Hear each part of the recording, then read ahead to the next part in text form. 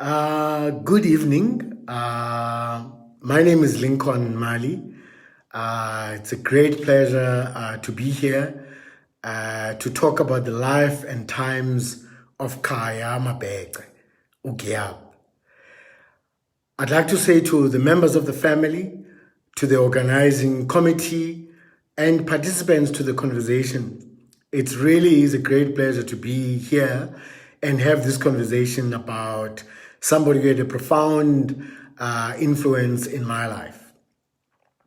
I was originally very hesitant to participate in this kind of lecture because firstly, I'm just a mere banker and not a politician. Secondly, sometimes these lectures are part of intense political battles in political parties, and I wasn't going to be part of such debates. And lastly, I could only speak in my personal capacity. I did not represent any structure. I do not represent any constituency. I just wanted to share my views as somebody who's journeyed with Khaya, who's been influenced by Khaya. After much persuasion by the very persistent Vusimba, I agreed to participate in a manner where I could limit my conversation to the Khaya Mabece I knew and look at our challenges through his lens. I'm quite impressed by the high caliber of leaders who have graced this leadership lecture series on Khaya Mabece. All of them have spoken eloquently about Khaya as an activist, an independent thinker, an organic intellectual, a keen sportsman, a dedicated teacher, a passionate community organizer, a brave underground operative, an eloquent speaker, and a militant student leader. I personally met Khaya in the political classes that were organized by Azasco and Sansco activists when we were students at high school in the 1985-86 era. What was remarkable about him was his mere presence, his eloquence, his passion, and his genuine interest in us as young activists. Although I did not know him personally, he left an indelible impression on me as a leader, him as an activist, and as an operative. Khaya Mabece was bold, courageous, strong, tough, and he did not suffer fools. Khaya was always widely read, well prepared, and he loved teaching in all its forms. I arrived at Rhodes University in 1988 as a young activist. The activists from Port Elizabeth had sent a message to the activists in Grahamstown that a young high school student leader will be arriving. When I arrived, I joined the Black student movement like everybody else. I did not know about the arrangements that were there. When Khaya confronted the comrades and asked them, "Where is Lincoln?" they didn't know because I had not introduced myself. But Khaya went around the campus to look for me, and he found me at the student cafeteria. The way he identified me and Tando Nyati is because we were eating bread and milk at university, and he just looked at us and said, "This must be COSAS activists." There are many stories I can tell about Khaya and our time at Rhodes, but I'm going to limit them to just a few. Firstly, Khaya became my political teacher, or in the political language, he was our political commissar at Rhodes University. He conducted formal political lessons that I really never enjoyed, but I did not have the courage to tell Khaya that. Why did I not enjoy these lessons? It was not the content. I think it had more to do with the timing of these political lessons. These political lessons were always conducted on Friday evenings. If you are a young person at university, the last thing you want to do is to be sitting in your room listening to Khaya talking politics. But that is what I did. These lessons would go on through the night and will only end either if we ran out of brandy and coke or Khaya ran out of his favorite cigarettes, Peter Stuyvesant. His lessons would range from the history of the liberation movement, the national question, national democratic revolution, non-racialism, and so on. But Khaya was prepared, and the lessons were very, very systematic. Once a teacher, always a teacher. Secondly, Khaya was also my political mentor. When I arrived at Rhodes, I didn't know that the senior leaders had decided that I would be suggested to be elected as the president of the Black Student Movement, which is kind of like the SRC, in my first year. When Khaya came with this proposal towards the end of the year, obviously I rejected it, saying I was new. In Khaya style, he said, this is not for debate, this is a decision. But Khaya and many other senior leaders like Mabece Jonas, Mabece, Chabalala Mogotu, and others who could all have become president of BSM, molded me, guided me, and mentored me through my first year of being a leader of BSM. The third thing I remember so vividly about Khaya was that at the height of repression, at the end of 1988, the government banned most student organizations, including the Black Student Movement at Rhodes and BSS, Black Student Society at Wits. Khaya organized a meeting in December. When we all wanted to have fun, Khaya organized a meeting in December to chart the way forward. His strategic mind shone through in that meeting. We were able to plan the way forward. By the time we got to university at the beginning of the year, Khaya and all of us already had a line of march. We were able to define what we were going to do. And 1989 is one of those years where we really had massive defiant campaigns, culminating into the famous Grahamstown March that brought the entire city to a standstill. The last thing I want to say about Khaya was that he was an uncompromising militant, always brave in the line of fire. Up to this day, I do not know the full extent of Khaya's involvement in the ANC underground. What I do remember was how he would either ask me to hide documents through the people I know, or he would tell me that we must go using Simpiwe Chabalala's car to go and drop off pamphlets in some villages in the border area. Or sometimes he will introduce some people that he always said were relatives. Only later did we work out these were MK operatives. That is the Khaya Mabece I know. As a product of Khaya Mabece, I guess it would be remiss of me if I only ended this conversation with personal anecdotes about Khaya. I thought what I would do is to respond to the theme that Vusi and the organizers have chosen for this lecture. I would try my best in non-political language to address the socio-economic trajectory of this country through the lens of Khaya Mabece. So do not be disappointed if you do not hear any of the words that are used in high political thought. I hope to do this through 5 interlinked sub-themes for you to connect the dots yourself. Hopefully, I will be joined by Ncha Mapiele, who will also share part of this conversation so that you're not only listening to one person. So the first theme I want to talk about is about inclusive growth and shared prosperity. Inclusive growth and shared prosperity. South Africa remains one of the most unequal countries in the world, with the largest part of the population suffering from unemployment, poverty, and underdevelopment. The latest Stats SA report on poverty reveals that most South Africans are slumping into poverty, thus reversing the gains since 2011. If one were to overlay this with racial, gender, and youth dynamics, then you see the ticking time bomb that we face.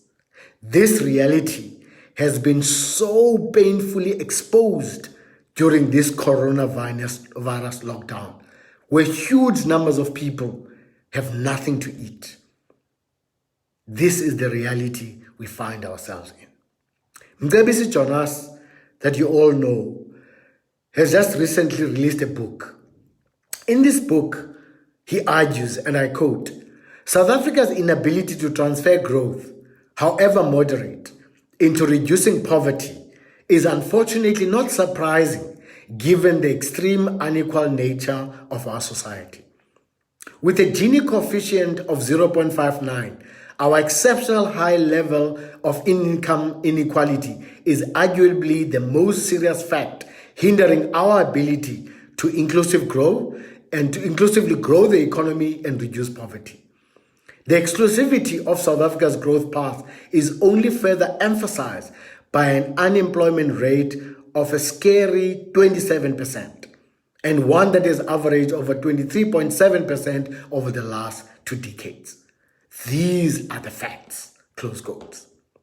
Given this situation, the building of a strong and vibrant economy is one of the strategic tasks of our democracy. Such a strong economy can help address the objectives we pursue, such as ending poverty and unemployment, providing decent housing, clean water, schools, clinics, rural roads, and so on, and also ensure that children, the elderly, and disabled enjoy the social support due to them, and so on. This happens in the context of globalization, with capital moving from one country to the next in search of higher and better returns for the risks that are taken. In the words of President Thabo Mbeki, and I quote, "We are part of the world economy. It would neither be possible nor desirable that we cut ourselves off from that world economy, so that the process of globalization becomes a matter irrelevant to our country and people," close quote. He continues, and I quote, "We also have to understand that there is nobody in the world who formed a secret committee to conspire to impose globalization on an unsuspecting humanity," close quote. President Mbeki then concludes, "The process of globalization is an objective outcome of the development of the productive forces that create wealth, including their continuous improvement and expansion through the impact on them of the advances in science, technology, engineering." And I wanted to pause there to reflect on these words. One of the challenges we have to break through in thinking about the future of how we see capital or how we see capitalism. Many people in South Africa, for ideological reasons, see capital as an adversary or as an enemy. In thinking of our challenges, what we need to accomplish, our fiscal constraints, can we afford to see capital as an adversary or as an enemy of the people? Personally, I think not. I think the time has come to see capital as an ally towards common objectives. It becomes our responsibility to give direction towards where capital should play so that we match their objectives with ours. But to sit on the sidelines and just lament the advent of capital is not going to help us. At the moment, we don't have the fiscal space. At the moment, the government coffers are bare. At the moment, the needs are huge. We need partnerships, and one of those partners is capital. President Mbeki shows us the example of how old-style communist countries such as China and Vietnam have grasped the contribution that capital firms can make towards national prosperity, and how they've truly enabled growth and sustainability in those environments. I feel strongly that the pragmatic, the foresight, and the ability to transcend ideological stance offers huge lessons for us in South Africa. In the words of Mabece Jonas in his latest book, and I quote, he concurs, He says international experience shows that countries that have successfully achieved sustainable and inclusive growth have moved beyond old paradigms and taken more nuanced and pragmatic approaches to the respective roles of the state and markets. What is required to move South Africa forward is closer collaboration between the state and the private sector around innovation and technology development, productivity enhancement, inclusivity, and human capital development, close quotes. Jonas then concludes by outlining some of the key conversations we have to have on our future economic path, which I'm sure will be very beneficial for the participants in this conversation. And I quote him, I feel our future growth story is not about a choice between transformation and growth. Instead, we need growth with transformation. Growth without transformation will exacerbate inequality, lead to increasing social tension, and provide fertile ground to the rise of populism. Transformation without growth will be accompanied by disinvestment, rising unemployment, and less wealth and access to redistribute. Decreased state revenues will lead to reduced fiscal redistribution capacity, for example, for social welfare. Simply put, he says, without growth, transformation will make us poorer. Without transformation, growth will exacerbate inequality, which will make the growth itself unsustainable. These are very controversial views, but these are views that we must share to say, where are we as a country and what are we going to do going forward? This emerging consensus is also growing in business circles or in the circles of capital.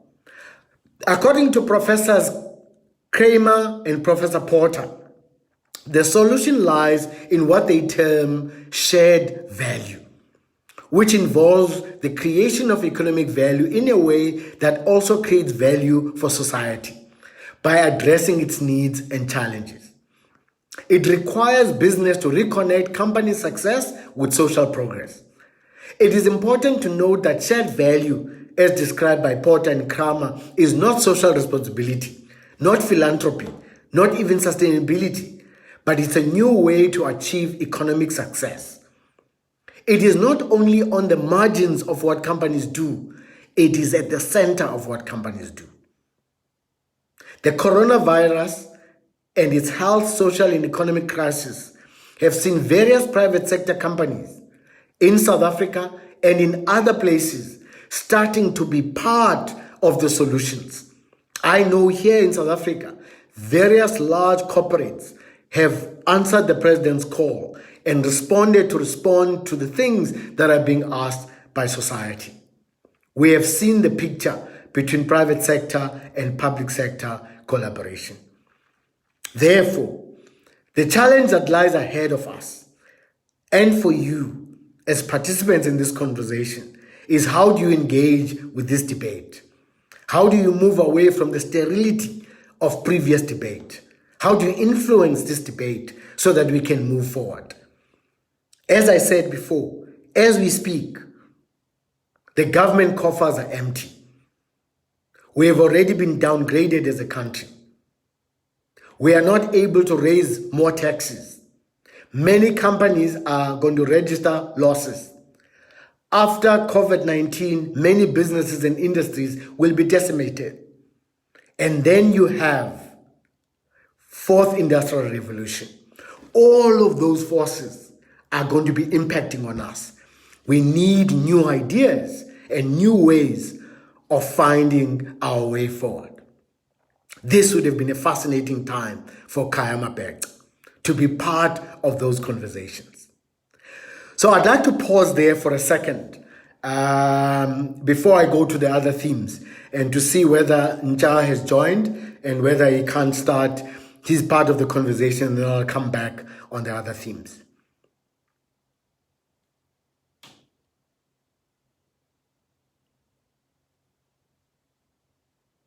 Is Ncha able to join? There are also an opportunity for questions. I see Pedro Mzileni is asking whether he can ask a question. Please feel free, Pedro. Whilst Nchai is trying to join, let me go to the second theme of my conversation. The second theme arises from a leadership deficit that we have. Even if we were to get the right policy framework for where we need to take the economy, who are going to be those people who lead our country, both in the private sector and in the public sector, and in businesses, in municipalities, in communities, for us to embrace this new opportunity. So I want to lead the second theme with this term: why do we want to lead? Why do we want to lead? Khaya Mabece did not stand up for many elections. He was thrust into positions of leadership as a student in the youth, civic, and sports movements across the Eastern Cape. He never sought or campaigned for leadership roles. He had no slates. In looking at the future, in talking with the current and future leaders, we need to examine his reasons for being in leadership roles. So I want to talk to you about a story of the Borough king. This is a story told between two elders, Eric Mafuna and Thabo Mbeki, and they are sitting under the African sky in Mozambique. And let me tell the story. Once upon a time, a Barotse leader, Olozi, was elevated to the position of a king, or the Litunga. He was brought from his village to where the king stays, and he was told that the king has passed away and that he must now take over and be king. What was his response? He did not pump his fist to the air. He didn't beat his chest. He didn't say, "I have arrived." He didn't recline on the throne and feel that he has made it. Instead, he sighed very deeply and declared, "Now you've gone and killed me." What he meant by that was that the me in him had to die in order for the nation to survive. What it meant for him is that he needed to sacrifice his own interest on behalf of the interest of the people.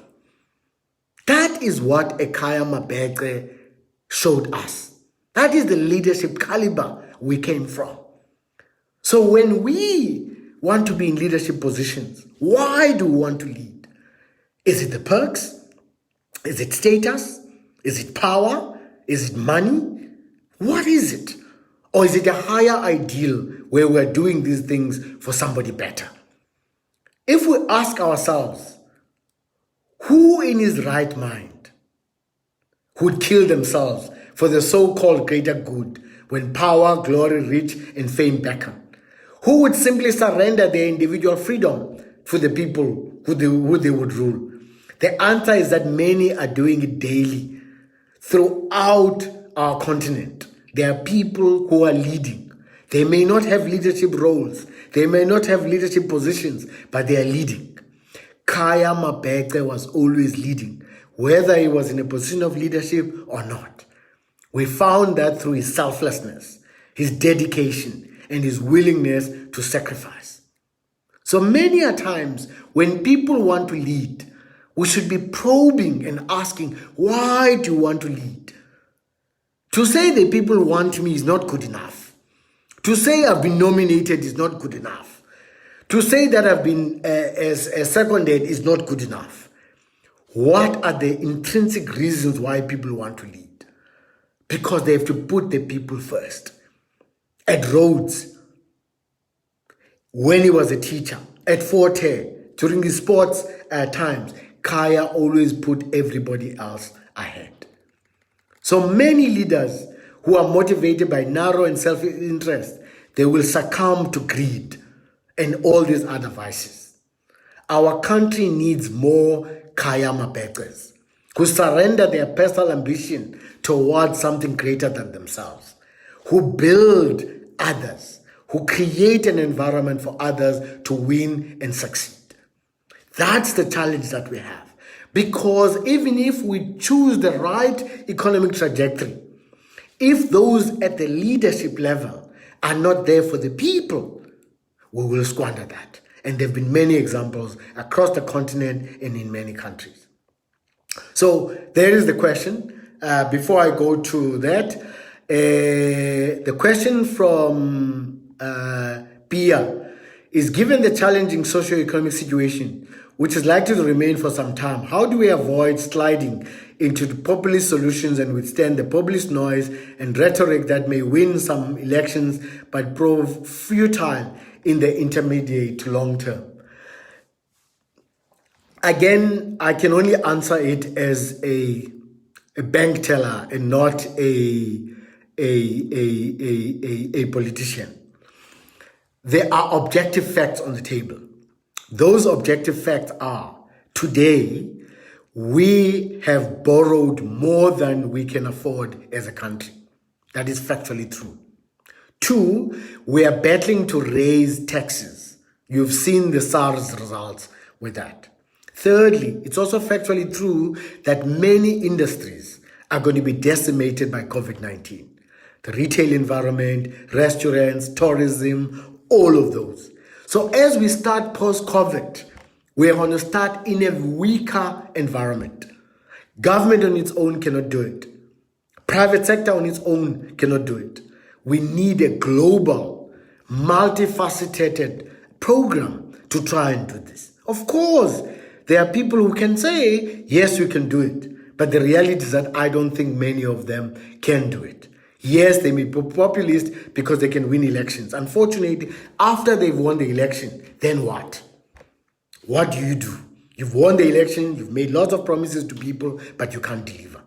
I think a partnership is what is needed. Just today, I was listening to an announcement by Vodacom that they're going to use the latest technology where they will fly things across rural areas to give access to the internet and Wi-Fi to rural areas. That's the kind of initiatives that we're looking for. More forward thinking from companies, engage them so that they can help us resolve some of these challenges. There is a question from Pedro. Capital in South Africa has been responsible for the exploitation of low-income workers and has produced the existing racialized inequalities we are faced with, and its disinvestment has left our township with social reproduction. The COVID-19 pandemic will accelerate this challenge even further. Can this system therefore still be trusted and allowed to continue with this constraint, or should we rather disengage from it and formulate a different economic approach that will truly serve the people in their wealth? I'm sure that complacency that Khaya stood for as a personal attribute rooted in scholarship and liberation traditions, he would require us to think deeply about the kind of an alternative society we should formulate ourselves to serve our people. So, Pedro, we come from different views. As I say, you don't have to love capital. They have their objectives. The question is, are you clear about what your objectives are? And can you work with capital to drive those objectives? I spend a lot of my time in China.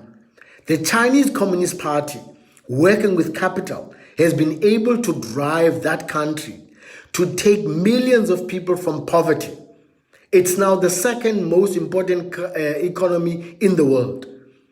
It's been able to do that through it working with capital. Now, if you're an ideological purist and you believe that you should not work with capital, then I can't help you because we are coming from different schools of thought. My school of thought says, in the same way as when we were involved in struggle, we would cast our net very wide to spread our influence, to bring in many, many people towards a common objective. I think the same tools of analysis would help us to throw our net wide, to say who are the people who can come help us so that we can have the same objective. If Vodacom is going to give internet to rural areas, of course they'll want to do that at a price. That is their objective. Our objective is for our people to have internet access. We can find one another so that they can meet their objective and we can meet our objective. That is where my thinking is. I don't aim to persuade you that that is the right way. I'm saying this is how I think about it, because we've tried this confrontational way of working between capital and the state. It's not taken us far. And we as a country, we are going to be worse off. Come COVID-19, our slogans are not going to make us eat. It's how are we going to find a way of cooperating to make things work. That would be my contribution on that point. I hope you understand. So I understand exactly where you're coming from. And you're saying you want a completely different economic outcome, which does not rely on capital. And I'm saying, I'm not asking you to rely solely on capital. I'm saying, let's clearly define what is it that we want to achieve, what does capital want to achieve, and let's find a way together. And then in the interest of time, I'm not sure whether I should break off now and allow Nja to come in, or should I complete and then ask Nja to come in. Vusi, you need to guide me.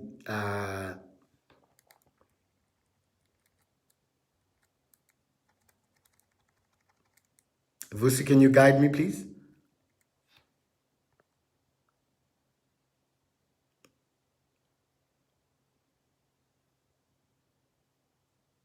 Okay, I'm not seeing anything from Nja or Vusi. Let me go to the third theme, and maybe afterwards I'll see their message. The third theme is, who guards the guards? Can the people who've organized this, who align themselves with Khaya Mabece, can they be part of those people who are real guards? What do I mean by this? Leaders sometimes are seen as guards who stand guard to protect our communities, protect our organization, our corporates, and our institution. There's a Latin phrase that says, "Quoesque dedes ipso des custodes," which means who will guard the guards themselves. This issue arises when those we entrust with power and responsibilities conduct themselves in a manner not befitting their roles. The role of a leader is that of a guard or a steward or a custodian. When we have honest, reliable, brave, and trustworthy guards looking over us, we feel much safer. We can entrust those guards with our resources, with our institutions, and the future of our children. Once we have some doubt, we sleep with one eye open in case the guard is asleep. Worse, in case the guard is part of the people who are stealing. Then we sleep with both eyes open. Can we guard the guards? If you take the examples of the VBS report, if you take the example of the scandals relating to the Mandela funeral, if you take the example of the toilet scandal, if you take the example of Steinhoff, if you take the example of Tonga Tulets, all of these scandals, whether they are public sector scandals or private sector scandals, have involved the most trusted people in leadership roles who go and loot what is meant to be for the greater good. The question I want us to ask ourselves, if Khaya Mabece was here, what would he have asked us? If all of us in South Africa are against corruption, why is corruption growing? If all of us say we are against wasteful expenditure, why is it growing every year? If all of us says we don't want unauthorized expenditure, but it's growing every year. If all of us say we don't want price fixing, but it's growing, and collusion is growing every year. Who are these people doing this? Where do they belong? Or we do not like corruption as long as it doesn't affect us. Or we are against corruption because we're not benefiting. Or when it's corruption that is somebody that we like, or our own organization, or somebody that we respect, suddenly we don't speak. The mass formations that we have got today, the student formations, the youth formations, why are they not at the forefront of exposing corruption? Is it because they want to be part? Are they complaining because they are not in? If I stand up against corruption in my bank, I have to be clear that I don't like corruption, regardless of who is involved. Who shall guard the guards? Joel Netitsenze said something very profound at O.R. Tambo's 100th year celebration. He argued very persuasively that the appointment of a defective leader presents a liberation movement or any organization with a difficult conundrum. That is to rationalize your bad choice of choosing a bad leader. An organization or a liberation movement has to lower itself to embrace the defects of that leader it has chosen and make those defects its own. He concludes steadily, those defects of that individual leader become by default the collective property of that organization, its own blind spots and its subliminal attributes in public imagination. We ignore such advice at our peril. Who do we have to guard the guards? When people look at your organization, when they look at your membership and your leadership, are you the guards that can be trusted? Should they sleep easily at night with you in the leadership? Or should they sleep with one eye because they don't know whether you'll be asleep? Or worse, sleep with both eyes open because you may be part of the looting. If Khaya Mabece were now looking at you, looking at all of us, would he believe that we are guards to be trusted? There is a reason why Khaya was named after General von Giap from Vietnam. It was his passion for the people, his love for the people, his selflessness, and his fidelity to principle and ethics. When we celebrate Khaya, we celebrate one who passed through the eye of the needle test because it's defined through probity and integrity. I want to end off, in the interest of time, with how will we measure our lives? Delivering the annual Nelson Mandela lecture, President Mbeki described the social environment we live in.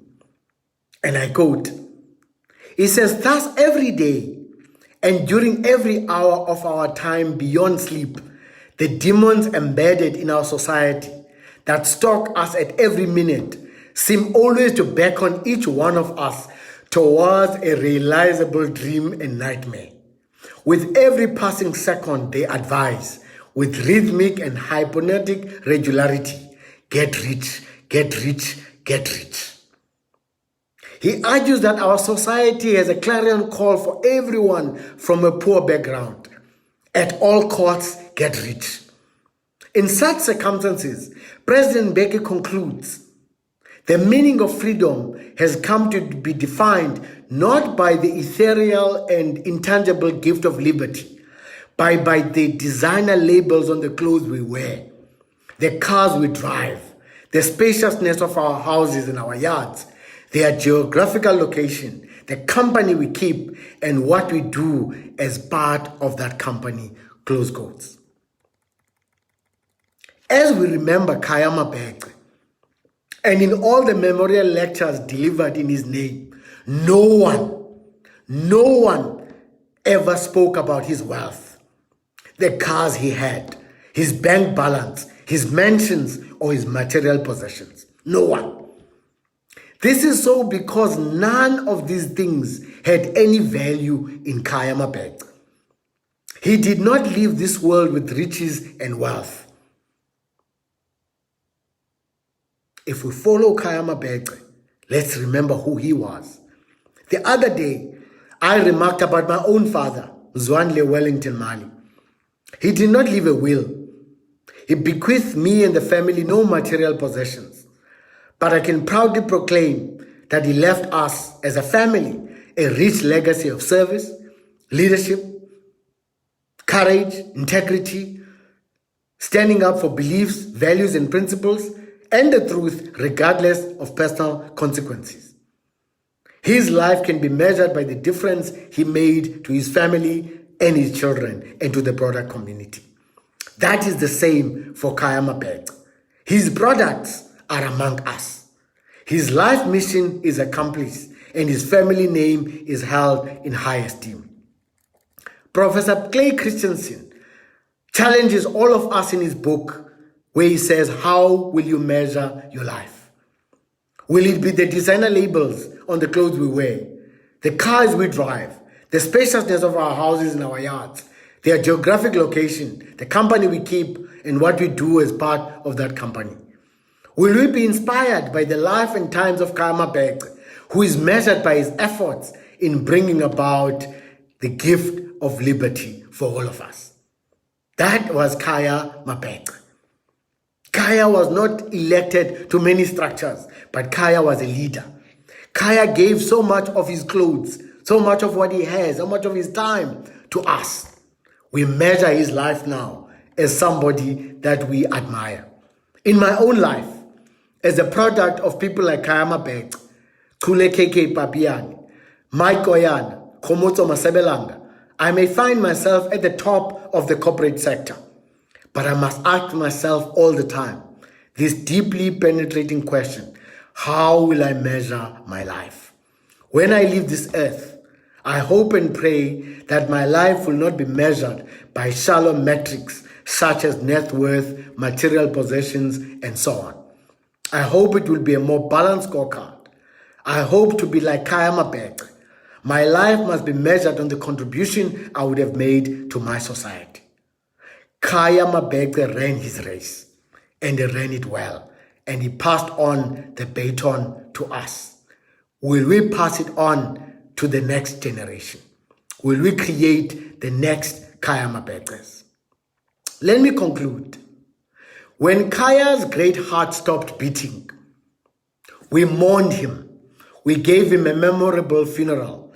We named a branch after him and even organized these memorial lectures in his honor. These gestures are great, but they may not sustain his legacy. They may not give a true tribute to his greatness and may not even be what he wanted. It seems to me that over and above these noble gestures, the greatest tribute we can give to this great man would be to love this country and be patriotic as he was, to fight injustice as he did, to build organizational structures as he did, to love the people as he did, to build young leaders as he did. That is how we honor Khaya Mabece. It seems to me that if we did that, each in our own environment, our own sphere of influence, we would fulfill his dream of a non-racial, democratic, non-sexist South Africa, a peaceful and a prosperous Africa, and a much more caring and equitable world. I guess those of you associated with this area of the Eastern Cape, what role can you play in your homes, in your schools, in your colleges, in your villages to create a better environment? Are your townships clean? Khaya would have mobilized to clean them. Are the people around you poor? Khaya would have mobilized for the people to be given food to eat or to be given opportunity to plant gardens in their backyards. Are the children in your environment learning? Khaya would have mobilized teachers to teach them. This is who he was, a man who lived among his people, who made a difference in their lives. Khaya did not theorize. He was a practical man. Can you carry that torch? Are you worthy to be named the Khaya Mabece branch? Will the people of this area look at you and say you are belonging to the Khaya Mabece branch? Will members of his family, when they look at you, say you are carrying this name with great, great tradition? Are you worthy to be successors to Khaya Mabece? If you don't do these things, let us be clear, Khaya Mabece will die. If we do these things, Khaya Mabece will be alive. As long as we live, Khaya Mabece can never die. It is our responsibility to carry the flame of Khaya Mabece, not in words, but in deeds all the time. I thank you. I will now give an opportunity for Nja Mapiele to log on and carry the conversation, and I will join.